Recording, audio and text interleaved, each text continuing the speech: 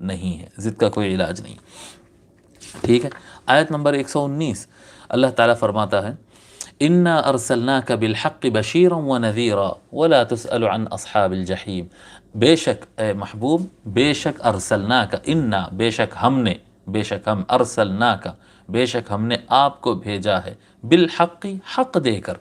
اے محبوب، یعنی یہ لوگ نشانیاں پوچھتے ہیں، اللہ تبارک و تعالیٰ کا کلام پوچھتے ہیں، آپ بتا دیجئے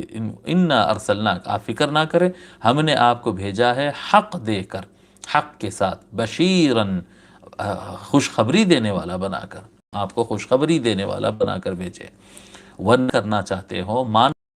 کرتے ہو، ایسے افراد کے لیے آپ خوشخبری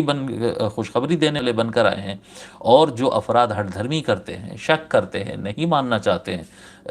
ضد کرتے ہیں، ایسے افراد کے لیے آپ ڈرانے والے بن کر آئے ہیں۔ وَلَا تُسْأَلُ عَنْ أَصْحَابِ الْجَحِيمِ، اور آپ سے جہنم سے، وَلَا تُسْأَل، اور نہیں، تُسْأَل آپ سے پوچھا جائے گا، وَلَا تُسْأَل اور آپ سے نہیں پوچھا جائے گا، عن اصحاب الجحیم، اصحاب الجحیم یعنی جہنم والوں سے متعلق۔ اے محبوب صلی اللہ علیہ وآلہ وسلم، حضور صلی اللہ علیہ وآلہ وسلم کیا کرتے تھے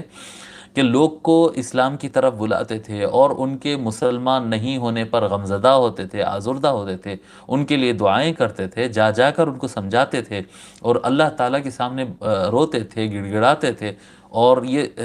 کیا کہتے ہیں، تبلیغ رسالت پہ بہت محنت کرتے تھے۔ تو اللہ تبارک و تعالیٰ بارہا فرمایا، قرآن کریم میں کئی جگہوں پر ہے